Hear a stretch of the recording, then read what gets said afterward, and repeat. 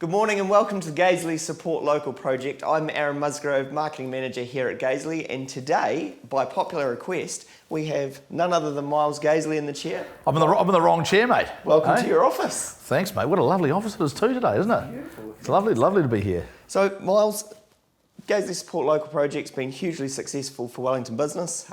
We've had some great support from Wellingtonians. So, it's your turn. Tell us a little bit about your business. Well, I mean, Gazley's is a Wellington business, Aaron.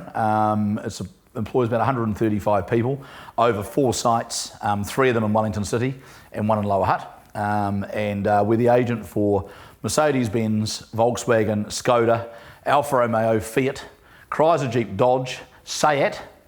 Have I missed anything? I'm not sure. And Nissan, of course, which is one of our biggest brands. Yes, of course, Nissan, one of our oldest brands, the first brand we actually got.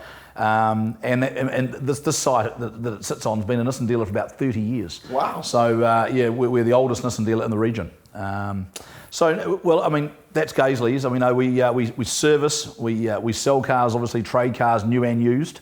Buy cars, we're very good at buying cars. Premium European, all the way down to Japanese. And we dabble in all parts of the market, all quality though, no sort of bottom end stuff, all top end. So, and we service every day about 140 cars in our dealerships. Wow, that's a lot of cars. It's a lot of cars. Yeah. And so as far as COVID, obviously level 4 completely closed.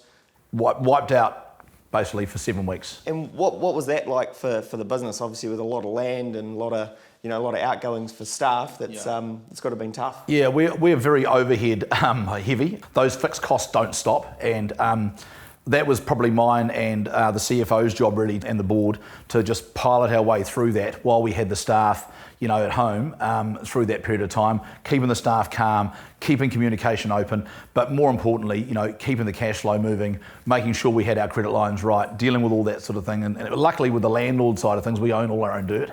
So I was able to make some evasive actions, straight away to allow the business to be, not as badly affected as some others, which is really, really good. And I mean, we got through it quite well.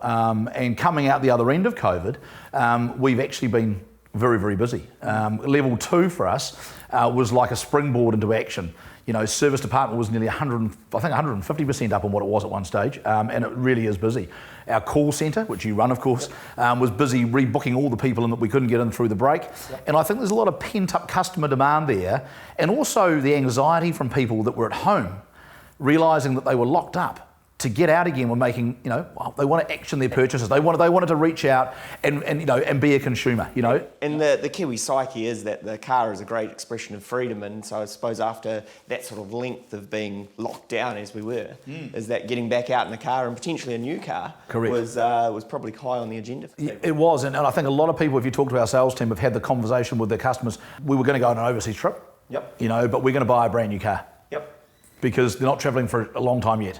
And looking at what's happening with, these cases popping up again lately in these last couple of days, I think the Pacific bubble is going to be a bit of a long-term dream. It's not going to be this year. So I think a lot of people are saying, rightio, well, we had that money set aside, let's buy a new car, or in some cases, let's fix the old car. And we're seeing a lot of that in the workshop as well. Yeah, well, I suppose having the depth of trained technicians that you have, there'd be a lot of those sort of people that have got specialist vehicles that are needing those type of repairs.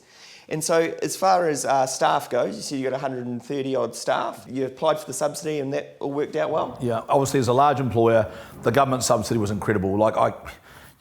Whichever way you sit, whatever side you sit of the political spectrum, the government, bipartisanly put together a package that was mobilised very, very quickly, and it got to where it needed to go straight away. So it was amazing. I mean, it took a lot of pressure off us mentally. That was one thing we didn't have to think about through lockdown, because there was enough other stuff to do, really.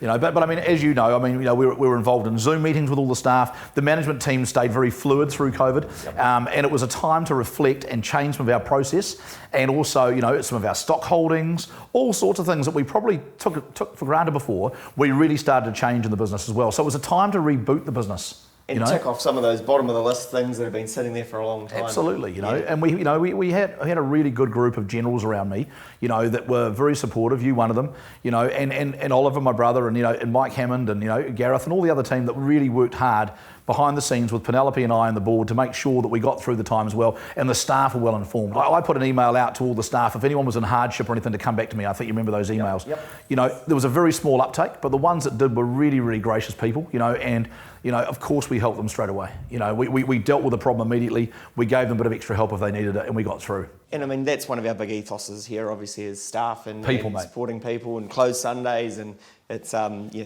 and the closed Sunday thing has just still been such an incredible thing for us. I see some other dealerships in Lower Hutt have followed the lead as well, and that's really cool, because our dream would be a Sunday close for the car business would be really good for the business and for the people. Going back to the 80s, where it was everything was closed on Sunday. That's right, and it was actually my fault we opened on Sundays. I think in Capital City Cars, where I first started in about 1992, I think I was one of the first guys to open Sundays. You don't look nearly old enough to have been working in 1990s. Mate, I feel old enough, that's for sure.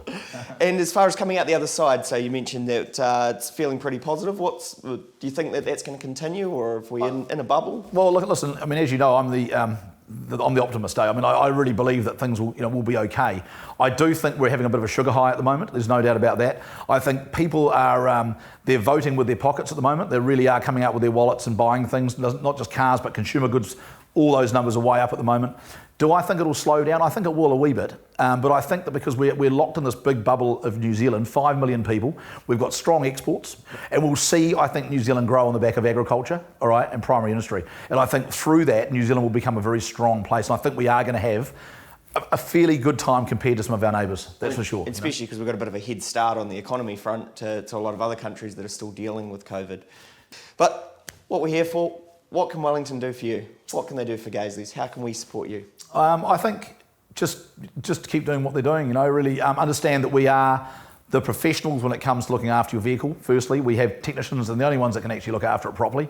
We see some horror stories about people taking their specialised European car or Japanese car to other, you know, garages, and we see them coming broken down with the wrong oils and whatever. You know, it's terrible stories. We can look after the car properly. We're no more expensive than anybody else.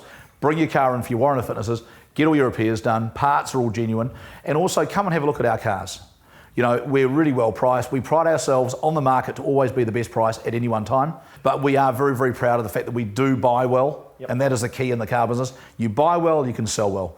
And the other thing is too, if you are thinking about selling your car at the moment, Japanese or European, we buy cars as well. We're very big buyers of motor cars. Bring it in. Bring it in to any site, just drive in, don't even have to call up, just drive in and ask for the used car buyer on any of our sites, and we will put a price on the car there and then and pay cash for the vehicle. And you might even make them a coffee. I'll make them a coffee. I'm terrible at making coffees. There we go. I'll get someone else to make coffee. There you go, Wellington. You've heard it here. Gazley Support Local Project here with Myles Gazley. Thank you very much. Thanks, guys.